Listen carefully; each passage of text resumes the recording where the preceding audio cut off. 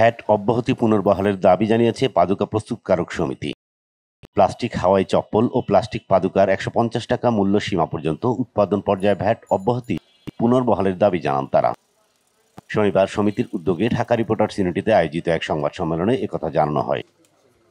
জুলাই বিপ্লবের ফসল নাকি আইএমএফ-এর চাপে গরিবদের উপর ভ্যাট আরোপ করা হয়েছে, এমন প্রশ্ন তুলে সংবাদ সম্মেলনে সংগঠনের সহসভাপতি আশরাফ উদ্দিন বলেন, প্লাস্টিক ও রাবারের তৈরি হাওয়াই চপ্পল ও পাদুকার উপর ১৫% ভ্যাট আরোপ করা অত্যন্ত অযৌক্তিক। এর ফলে এই সাশ্রয়ী পণ্যটি সাধারণ জনগণের ক্রয় ক্ষমতার বাইরে চলে যাবে। বিশেষত শ্রমজীবী মানুষ, দিনমজুর, কৃষক, রিকশা ভ্যান চালক এবং প্রান্তিক জনগোষ্ঠীর জীবনযাত্রায় এর বিরূপ প্রভাব পড়বে। সমিতির নেতারা বলেন, ও রবারের তৈরি হাওয়াই চপ্পল এবং পাদুকা যেগুলোর মূল্য ১৫০ টাকার মধ্যে, সেগুলোর উপর উৎপাদন পর্যায়ে ভ্যাট অব্যাহতি প্রত্যাহার। এই ঘোষণাটি করা হয়েছে এসআরও নং ১৪ আইন ২০২৫-২৬৮ মূসক তারিখ ৯/১/২০২৫ মাধ্যমে।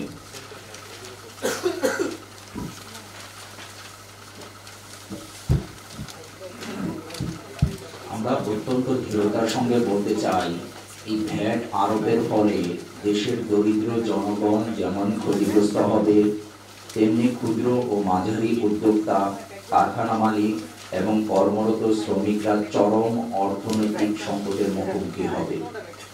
পূর্ববর্তী ভ্যাট অব্যাহতির গুরুত্ব।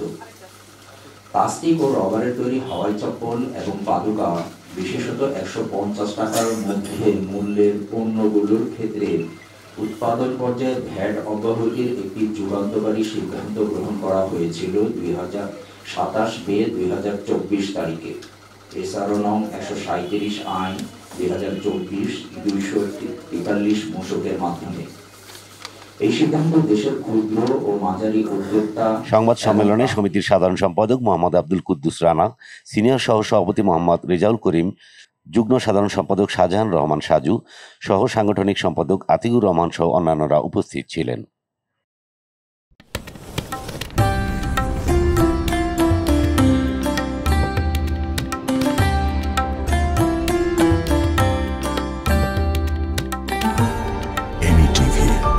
স্বাধীন বাংলার স্বাধীন কণ্ঠ।